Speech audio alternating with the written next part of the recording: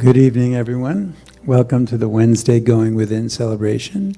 And tonight with us, we have T.J. Moss, singer-songwriter. Also, you might know him as the Mo of Mojo Jackson. So he's got some new music for you tonight. So come on, T.J. Hey, everybody. How are we doing? All right. There's a little enthusiasm. You're kind of spread out, but that's okay. I'm up here, and, I'm very glad to be here with my good friend Jim Bianchi. And when I saw the talk title this evening, it was Compassion and Passion. Yes? Is that something to that effect? And it just reminded me of my old man, literally my father. And Bill actually kind of reminds me of my dad, too. So I'm going to sing this song called My Old Man.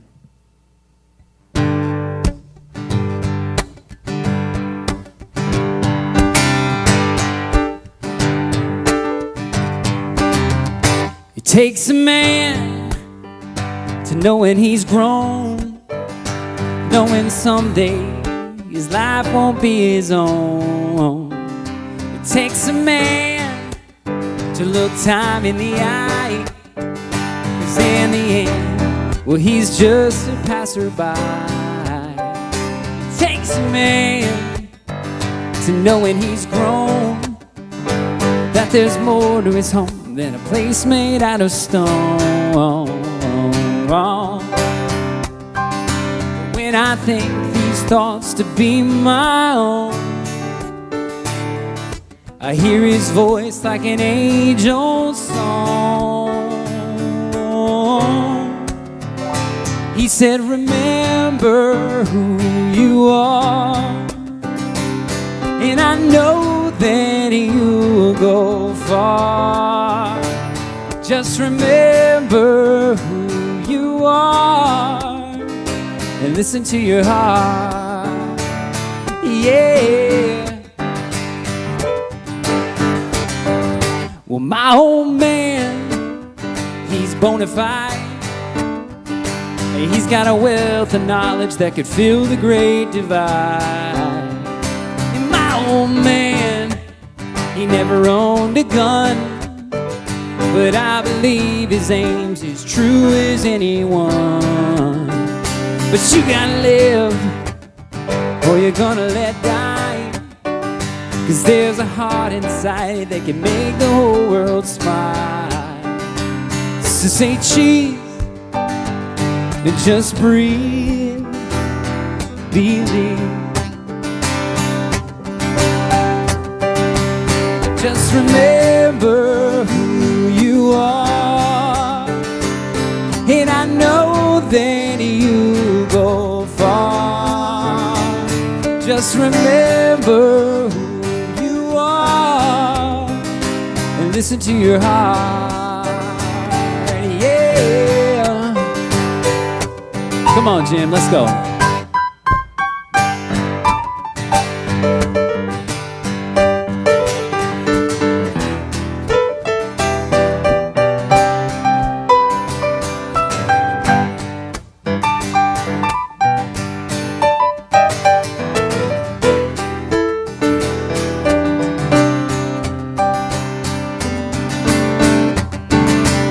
Just remember who you are, and I know that you go far.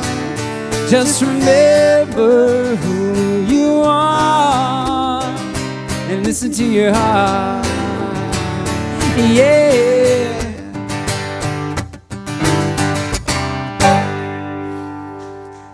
All right, T.J. Thank you. Thank you.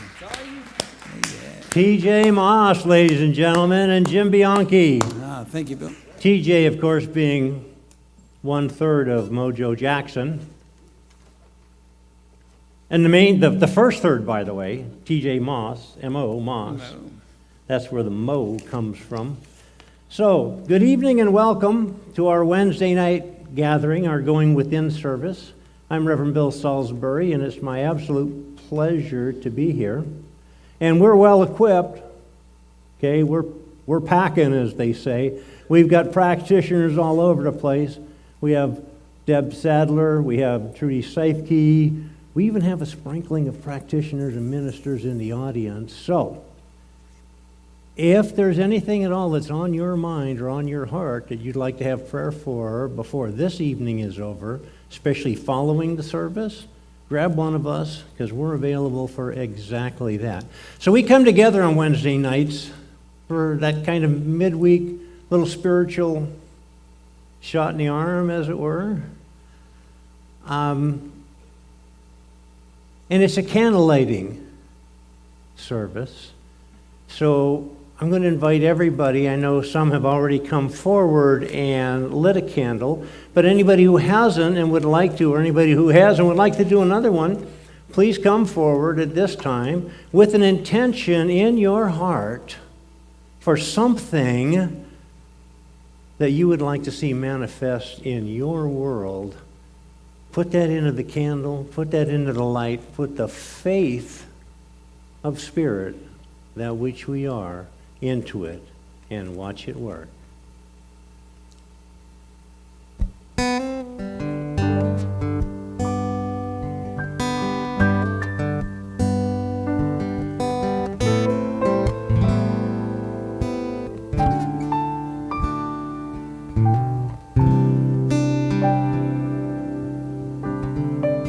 I'm looking all around,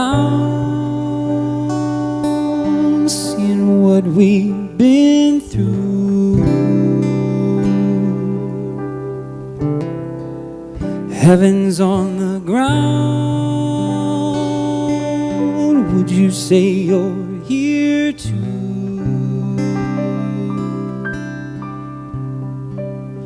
Would you say you're here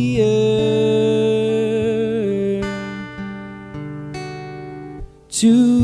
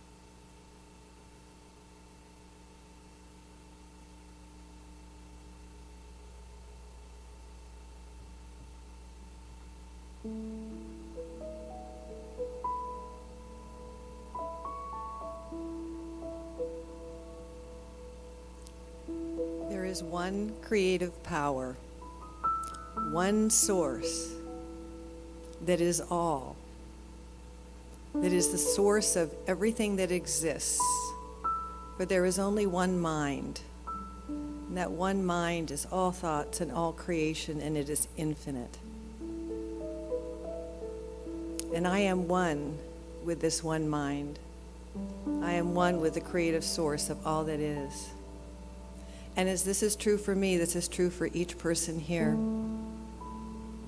And I know that each person is that beautiful beacon of light, of truth, a lovely vehicle for which spirit to express itself through.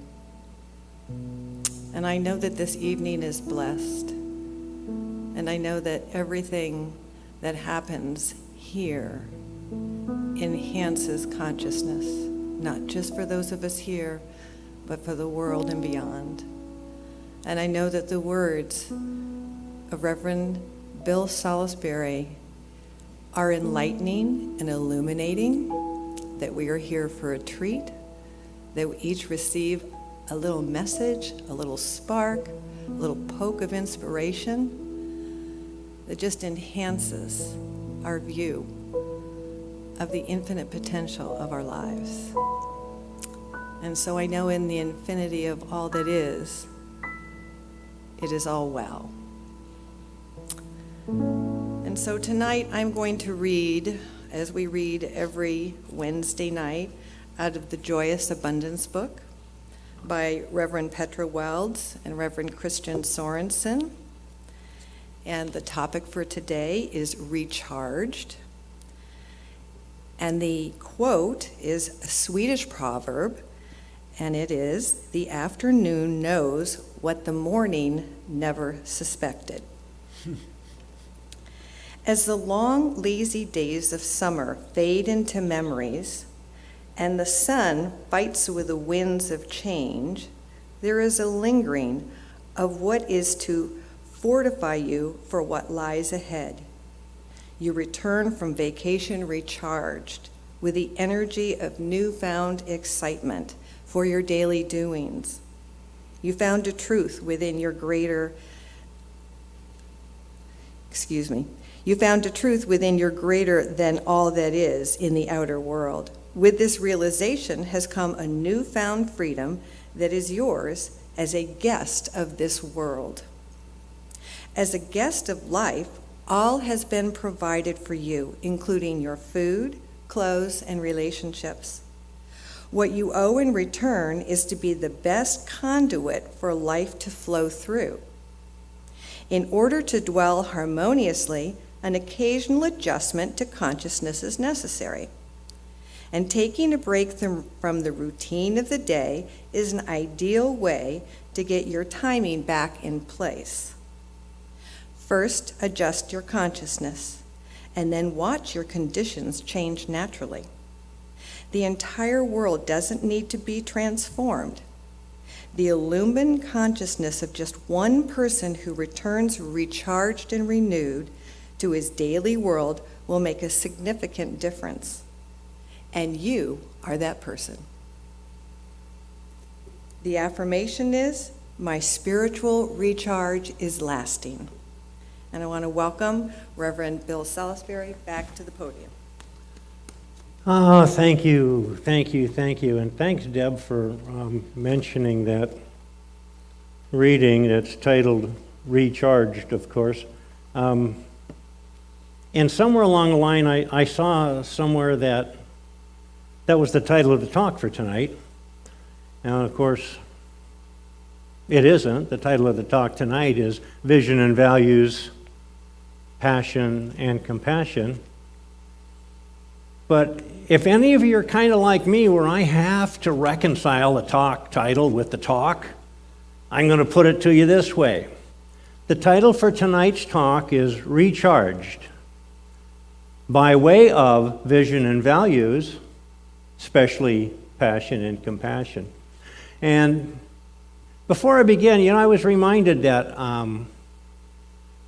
not only are we happy to have everybody in the sanctuary here for these Wednesday night services, but we also have Tim Griffin, RSP, by the way, live streaming the show, and it goes out to a lot of places.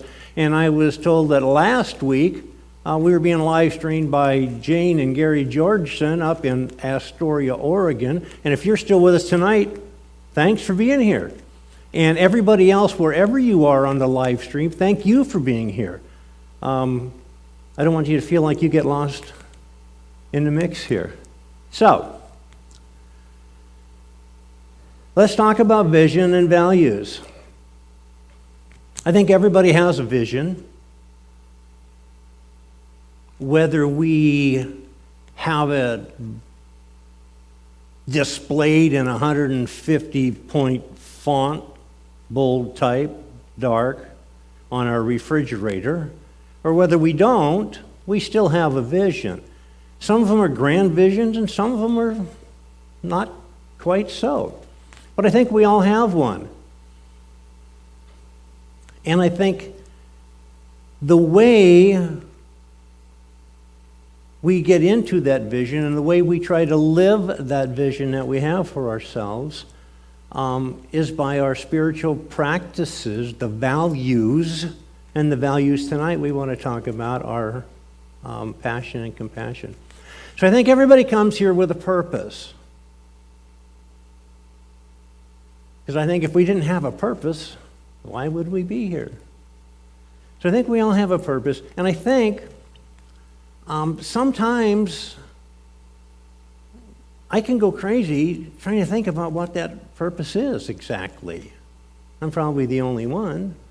But I sometimes I just think, because I find that when I'm using my head to think about what my purpose is, sometimes I'm not paying attention, and it's standing right beside me or surrounding me, enveloping me, and I'm really not quite aware, like a fish in water, not knowing it's water, just knowing that I'm there. But I'm trying to figure out what my purpose is. And I think that with passion helps us to find our purpose. Does that make any sense? If we have some passion about something, that can lead to a purpose, or at least to the awareness of a purpose that we weren't thinking of before. And conversely, if we're pretty certain we know what our purpose is, in order to pursue it and to live it and to really get the most out of it, we need that same passion to do that. Now, it's been my experience that there's basically two different types of passion. The first one I want to mention is physical passion. Okay, do we all know what that is? Physical passion. I mean, it shows up as lust or anger or some strong emotion that maybe, makes us write the bad checks, as they say. Makes us do things that we want to claim the devil made me do it. The good news about physical passion, and everybody has it, okay? The good news about physical passion is it's ephemeral, it's fleeting, it's passing. And that's also the bad news about it. It doesn't stay with us. And that's how we know it's physical passion. And there's nothing wrong with it, because as we navigate this world, we're living on earth, we need to be part of that while we're here. It's true, we need to be in touch with our divinity too, to rise us above those parts of the physical world, the sense world, that we don't make sense of at some time or other. And there's never anything accomplished in the history of this world, for good or for other, that wasn't done with passion. But again, we know physical passion is fleeting and it can burn out. I'm going to do something if you've seen me before, I've never seen this, because I just introduced myself to this thing called technology. And I would just sit back here and marvel at Reverend Lori when she would click, click, click, and things come on. So here you're seeing the inaugural click, click, click of Reverend Bill. And I figure, I'm new to this, but I got Ed Reeves, and I got Tim Griffin, and I've got Gregory Neville. What could possibly go wrong? So, here's what I want to tell you about physical passion. It's just magic. It's just magic. Physical passion burns out, very much like the candles that you see right there. The flame is extinguished in physical passion well before the candle itself is burned out. And although we know we need to have it, click, click, click.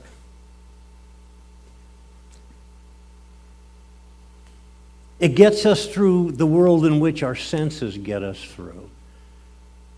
But the real passion that I want to talk about is the only other type of passion I know, and that's spiritual passion. And the difference, of course, is spiritual passion does not die out, doesn't blow out. The winds of the world cannot extinguish spiritual passion.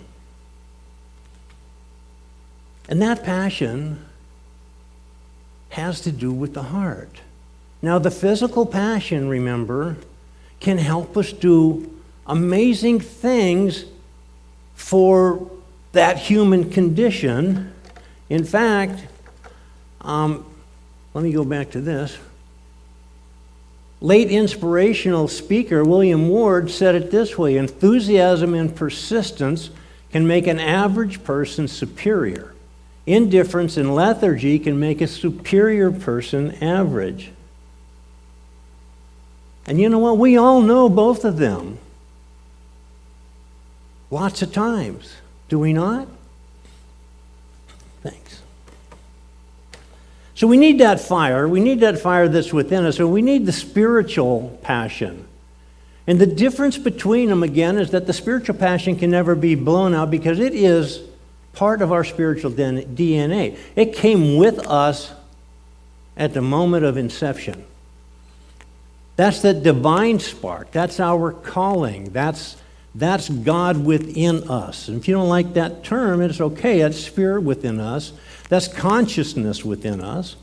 Or if we want to get really crazy, that's the Christ consciousness within us, right? Which is the same yesterday, today, and forever.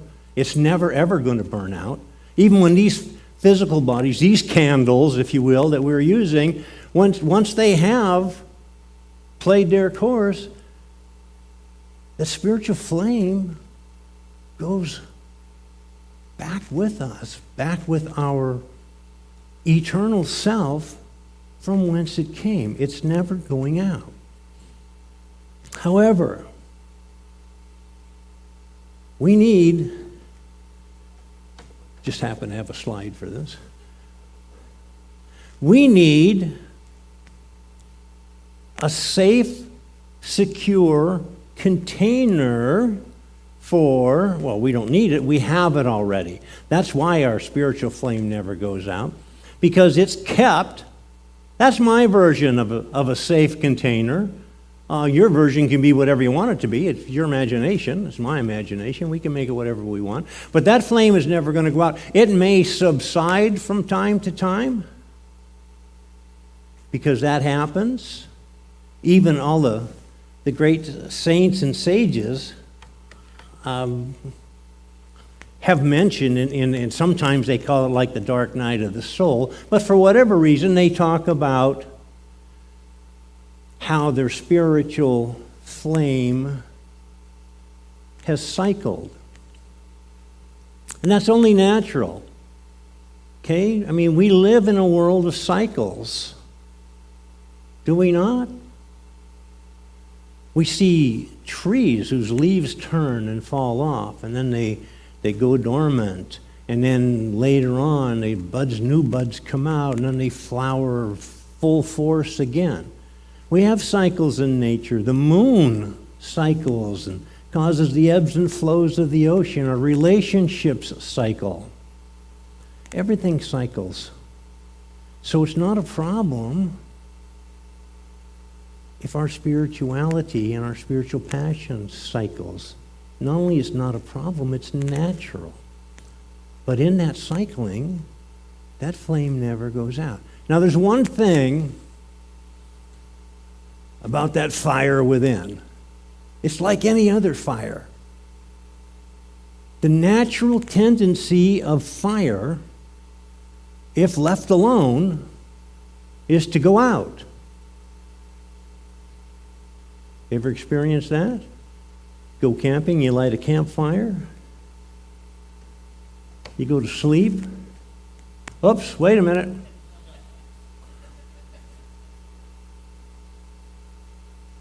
That was quite a campfire. I'm the one who ordered those slides, by the way, so that's yeah, thank you. And then we'll go to that other one next. So the thing about the fire is if it's left to itself, it's going to go out. There's just no other way of doing that. But if we stoke it, just like we've put those there, if we stoke that fire and we work it and we build it and we keep it going, that's our part of this. That's our part of keeping that spiritual cycle. And it's nothing to get concerned about particularly. If we get to that part of the spiritual cycle where it's not down, if you will, but I mean, if you looked at a cycle as a circle, and maybe when you got to that point where we're furthest removed from full-blown, fully orbed spirituality that we want to be in and live in all the time, you might think, wow, I've really blown it. I've lost my purpose. My flame has gone out. I'm just all done with this. Maybe I need to just chuck it all in and go open an organic llama farm. Boy, it took a long time to get to that, didn't it? Wow. But that's not what we need to do. There's no need to worry about that because that's not really what's happened here. Life is not linear. Life is not a straight line. It just isn't. We go this way and we go this way and we go this way. And generally speaking, the trend is still upward even when we're backtracking over some ground. And it's passion that helps us do that.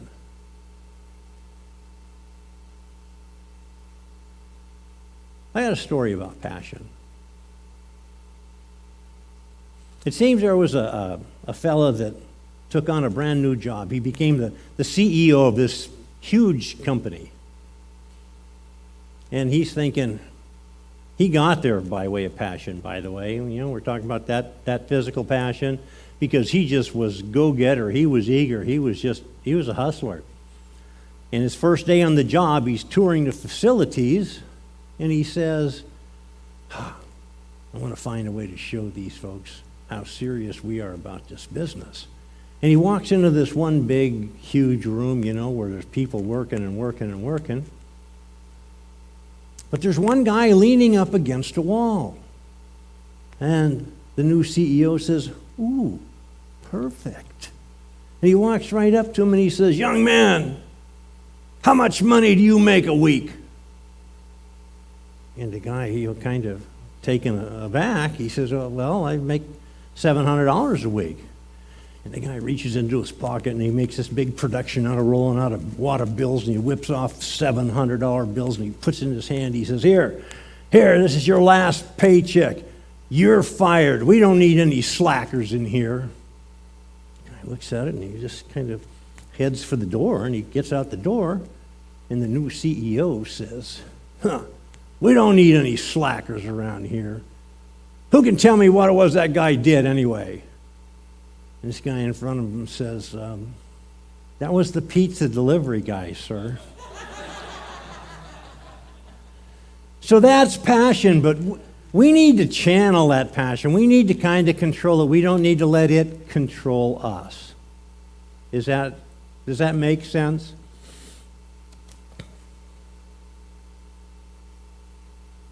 So let's go on to compassion. Because when we can couple our passion for life, our passion for love, for oneness, for unity, our passion for being who we are in our divine selves, and we can put that forth into the world, we can make a change. Anybody ever needed compassion? Maybe just me. No, really, we all do from time to time. And the thing about compassion is, well, let's talk about what it is. Compassion is recognizing and acknowledging the suffering of somebody else and having a true, strong belief in being able to help alleviate that suffering. Okay? It's not taking on the suffering of somebody else, because that just mires us in whatever the condition is to begin. But our true desire to help somebody through a suffering period, that's compassion. And who hasn't needed that from some time or another? So sometimes there's not a rule book for it. So sometimes you find somebody in need, somebody who's obviously suffering. Sometimes you just need to be there for them. We've heard that expression, be there for them. Show them that kindness, that compassion that says, I see you, I hear you, you're not alone. There's probably nothing I can do in many instances or say that's going to alleviate that suffering, but just being there sometimes does. And the fact of the matter is, whatever we might say probably isn't going to take away somebody's pain anyway, is it? And when people need compassion, I'm not talking, about somebody who just, lost their shopping list on the way into the grocery store. I'm talking about serious concerns here. When people are feeling alone, or they're feeling devastated, or they're feeling tremendous emotion that needs some alleviation, and we're not there to jump in and take it from them, remember? We're just there to help them through it, like a friend. Everybody's had a friend, right? Where a friend says, I understand.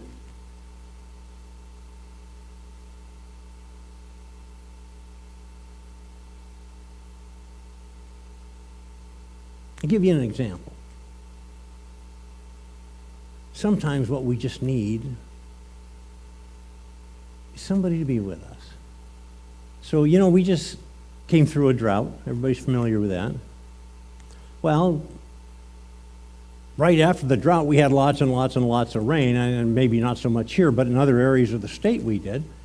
And they all loved it.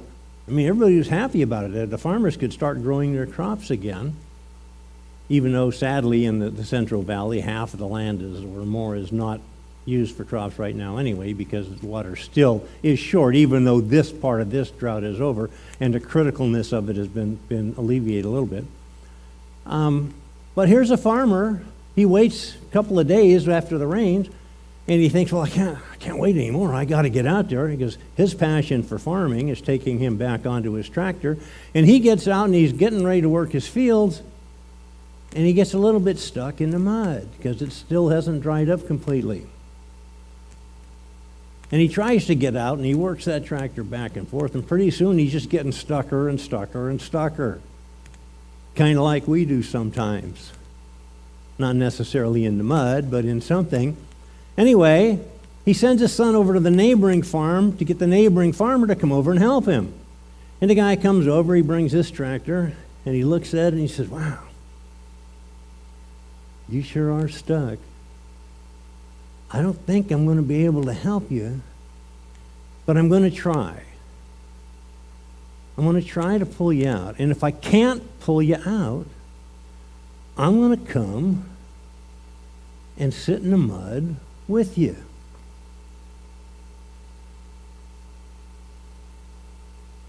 Sometimes that's all we need.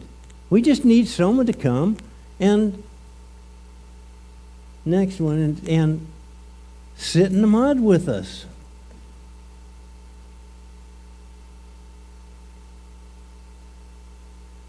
And compassion is kind of a, in Tibetan, compassion literally translated is noble heart.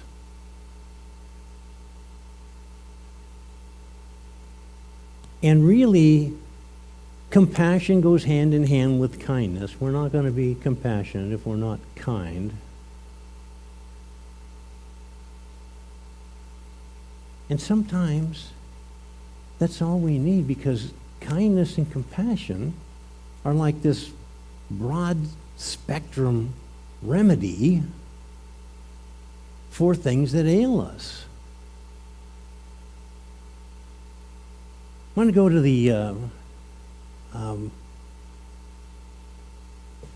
the perfect. Compassion comes from the heart. And compassion is the linking of two hearts. Remember, physical passion came from the mind. Your thinking about purpose did. Compassion, kindness, comes from the heart. And let me tell you how it doesn't work.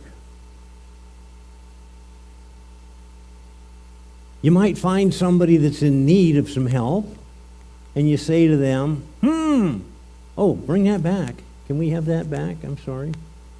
Say, listen, I can see you're in need of some help. I think I can help you. But there's a couple of things I want you to know first. One, you really got yourself into a mess. And two, I'd love to help you. It'd be easier for me, though, if you were a little nicer to me. Maybe if you think the way I think. And if you want to come to terms on if you want to fall in line with what I think you should do about this, I'm going to help you out. We can turn that off now. Now, sometimes we don't actually say that. I mean, probably never we've actually said that, I hope. But somewhere in the back of our mind might be some version of that. And really, the only thing I can think of that why we would not jump full on compassion without any restrictions, without any conditions, leave judgment and comparison and contrast behind, would be for some reason or other about fear. Fear may be that, well, maybe we've done the same sort of thing in our time. Or fear may be that we're afraid of recognizing a little bit of what's going on, a little bit of ourselves and what's going on in this situation or this person. We've all made mistakes, but I just want to ask you, in the worst times, when you're just got that feeling of aloneness and despair from making those mistakes, have you ever had somebody come to you in a loving, unconditional, forgiving way and let you know that you're good? You're going to be fine? You're all right? The master teacher, Jesus, his entire life and ministry and vision was love, forgiveness, and compassion. And that's all we can ask. But when we do ask that, and we do give that, the things we get in return are incredible. Because compassion isn't so much about the other person. It's true the other person is being helped and benefiting from this, but compassion is about me. It's about you. It's about the person doing the compassionate act because that's a growth in consciousness. And every time we do, we move a little closer to our higher self. And every time we don't, we move a little further away from our higher self. Now, we can never remove ourselves completely, but we can kind of separate ourselves a little bit. But the more compassion we have for other people, the more unconditional forgiveness and lack of judgment and true desire to aid the suffering of somebody else just brings us closer to that divinity that is our natural birthright.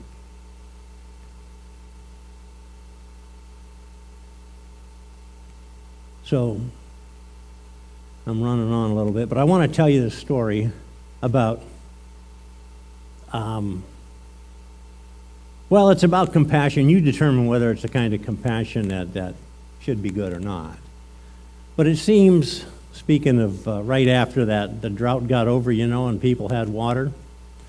And from the Department of Water Resources up in the farmland was sent out a guy to go inspect the farms and make sure that everybody was complying with the water rules and regulations. So he shows up, Mr. Smith, the representative, on the farmer's property. He introduces himself. He says, "Hi, I'm Mr. Smith. I'm from the Department of Water Resources," and he's got around his neck, the necklace with the big ID badge on it. He holds it up. He says, "I'm from the Department of Water Resources. I'm here to check to make sure that you're complying." And the farmer says, "Okay, yeah, help yourself." I wish that you wouldn't go, however, on that little plot of ground over there beside the barn. And the guy just gets livid. He grabs this ID badge and he says, this card, and he says, "Maybe you didn't understand. I showed you this. I'm from the Department of Water Resources. This is my ID card, and it's here to tell you that I can go on any piece of property, anywhere, anytime that I want, and that's just the way it is."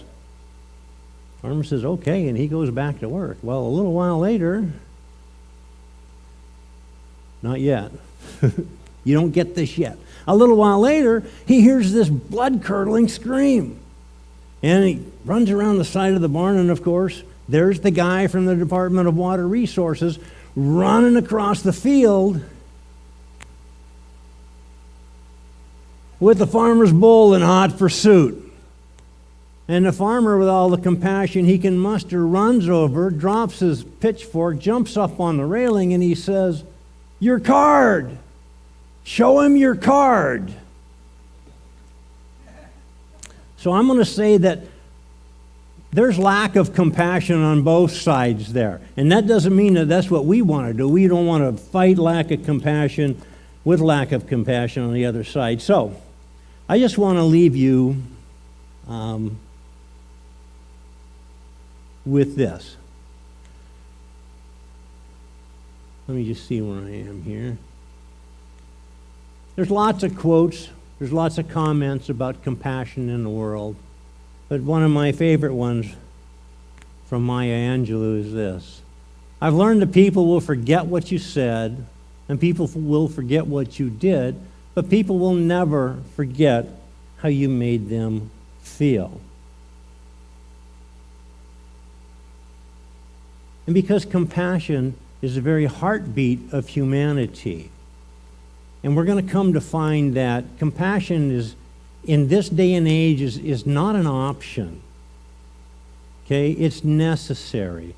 And we're going to find a point here. History, if we want to be on the right side of history, history's going to look back on this day and age, and they're going to say that we either carried them through or we let us down, speaking of humanity. So, with Maya Angelou, I would just leave you with this. People will always remember how you made them feel. So please, make them feel loved, make them feel forgiven, make them feel vital and necessary. Thank you very much.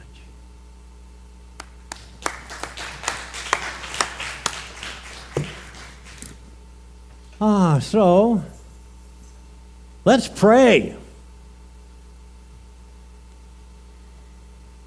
Let's just know that as we gather, as we come together in one heart, in one spirit, in one compassionate display of passion, that we do so as a unified force that we are. There is only one. We are all part of it. There is one power and one presence. There is one God. There is one consciousness that grounds all being. There is one substance from which all things are made. And there's one power that drives, informs, and energizes all things. And knowing this is the case, knowing that there is no such thing as an other, simply only varying aspects of ourself, of the one, let's just know that with open heart, with complete freedom to love and to choose in every spiritual practice is a choice we make. And with every one of these, with every minute that goes by, and every time we accept the choice of compassion, we are moving closer to the direction of that oneness that is ours at bottom to begin. It's with this knowing that I just open my heart, open it to receive, and open it to overflowing now with the gratitude that this is the case, and knowing that it's the case for me, it's the case for you, it's the case for all things at all times. There is just one. That one is God. That one includes all of us and works in, as, and through us every moment of every day. So I just release this word, knowing that it is so, and say with me, and so it is.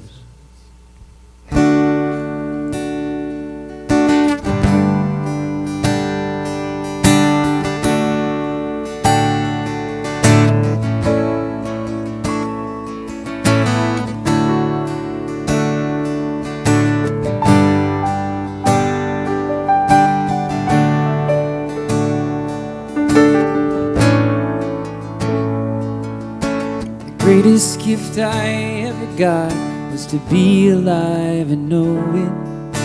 The greatest thing I ever did was care. The greatest day I ever had, I found a way to slow it down, down, down. Music in my mouth is like an ever-flowing ocean, dancing to the ocean sound.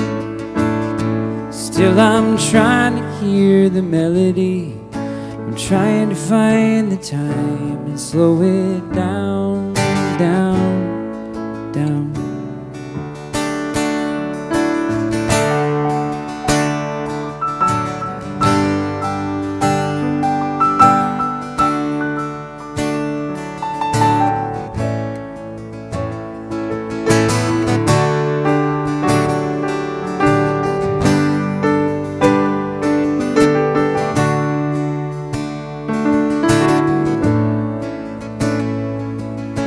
I woke again this morning and I felt so truly grateful, giving up the hateful things inside. I listen to this heart of mine and take the time to write things down, down, down. The pulp inside the tree is like a river flowing homeward, knowing that we're nowhere now. Still I'm trying to make the memory, I'm trying to find the time and slow it down, down, down. There are voices from the grave, they are telling me I'm not to be a slave of my brain. I lay them down, down, down.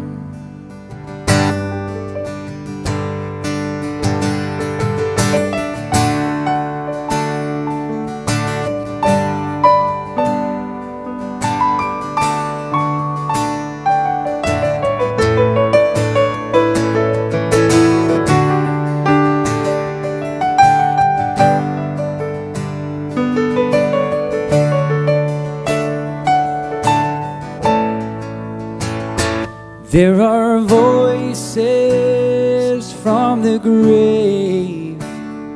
They are telling me how not to be afraid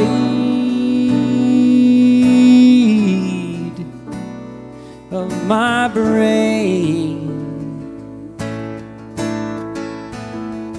I lay them down, down, down. I lay them down, down, down.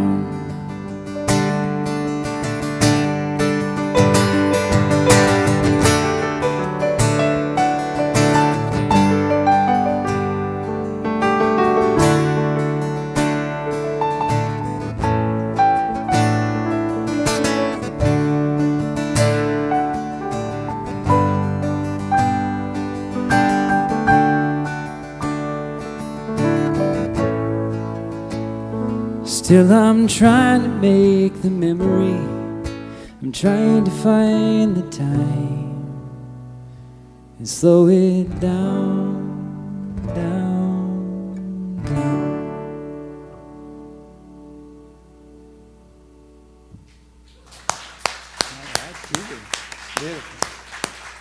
TJ Moss, Jim Bianchi. Thank you. Very nice. Thank you, TJ. So, that brings us to that time of the service where we have an opportunity to express our gratitude for the Seaside Center Spiritual Living. And as the ushers come forward, I'd just like to say, life is a flow. Life is all about circulation.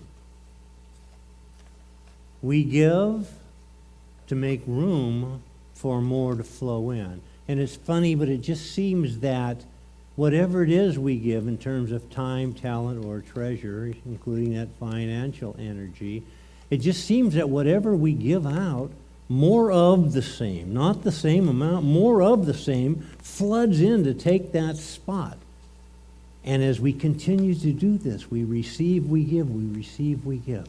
And it's with thankful heart that everybody here at the Seaside Center for Spiritual Living just applauds the generosity of the congregants here, knowing that everything that's given in an attitude of love and an attitude of thanksgiving is wisely turned right back around in that same flow, that same circulation, and it's sent out to do good work in this spiritual community, good work in the local community, and good work in the global community as well. So, on behalf of everybody at Seaside, I'd just like to thank you for your gifts, your tithes, your offerings. And perhaps you can say with me now our prosperity affirmation. Divine love flowing through me blesses and multiplies all that I am, all that I have, all that I give, and all that I receive. And so it is.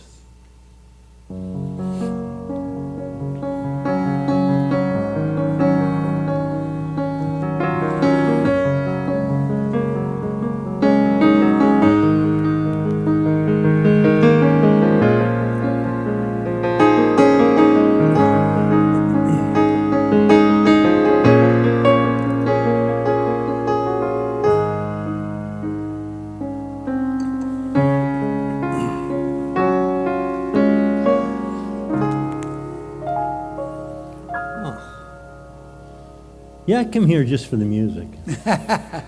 Isn't it incredible? Thank you. However, in addition to the music, we're going to also do our Circle of Love prayer. So if there's anybody in your life, in your mind, in your heart that you think could use a prayer, a healing prayer for wholeness, for perfection, for health, just raise your hand, and when I point at you, just put that name into the circle, and we will include it in this Circle of Love prayer. Anybody? Rhoda? Bob?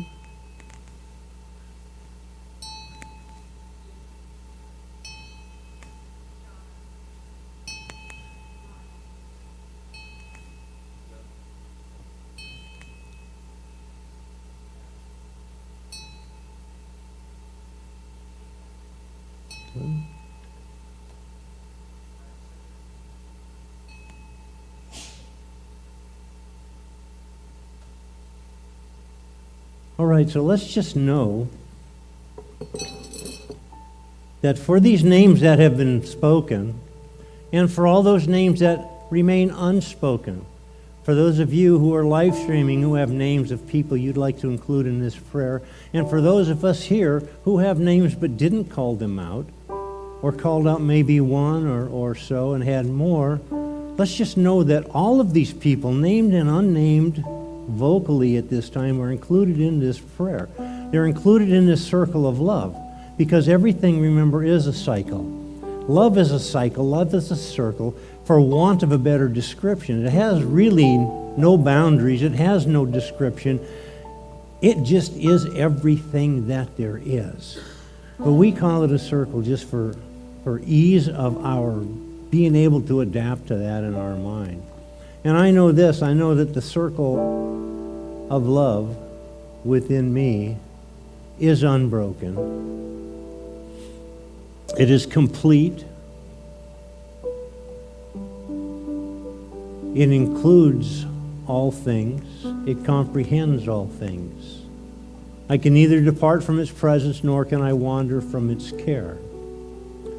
And as I know this is true for me, I know it is true for every other individual who is part of this circle, and for every individual who is not part of this circle, but just naturally gets included with that all-encompassing circle of love prayer that we have for all of creation. Knowing that as each of us is a divine manifestation, is God expressing as us, knowing that in our divinity, at that very core of who we truly are, at our very spiritual basis, we are all, each, every one, whole, perfect, and complete. And knowing that to be the case, knowing that in the mind of God, which is the only mind there is, all is well, all is perfect. There's nothing anywhere to be healed, only the truth of each individualization of the divine to be revealed. And that truth is the perfection that is spirit. I know this is so. I know it in my bones. I know it in my heart. I know it to my very core. I know that each of us as divine manifestations has all of the power, all of the love, all of the good in existence available to us at the level of our recognition and acceptance of it. So it is with this thought in mind, in this heart full of gratitude, that I just say, all is well, all is whole, all is perfect, all is complete. I know it to be the case. I'm grateful for it to be the case, and I just release this word into that law of cause and effect under which we all live, knowing that as I do, it is done, it is complete, we are free. And so it is.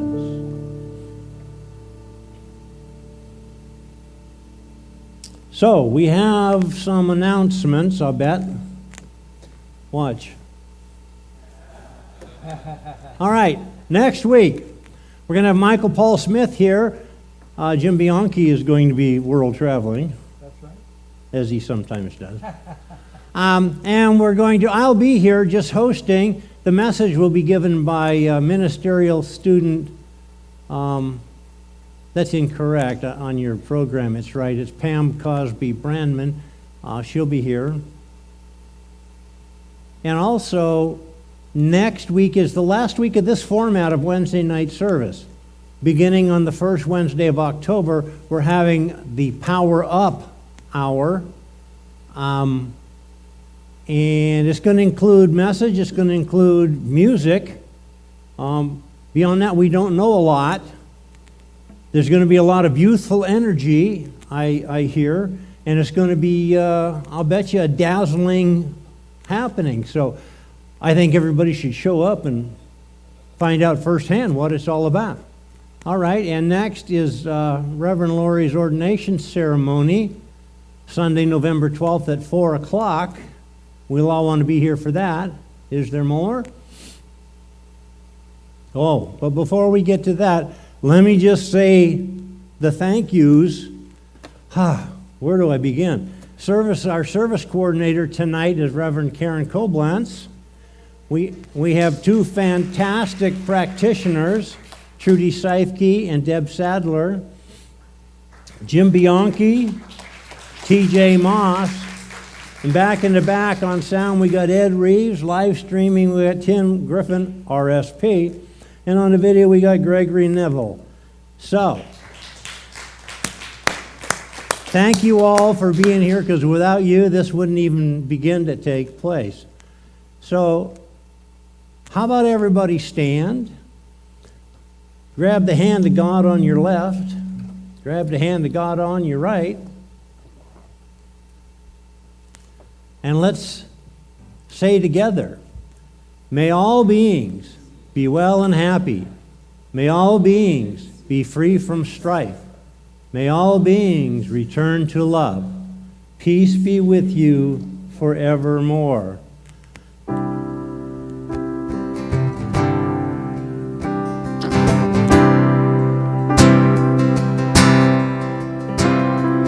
Let your hearts fill with peace from the angels who love our world.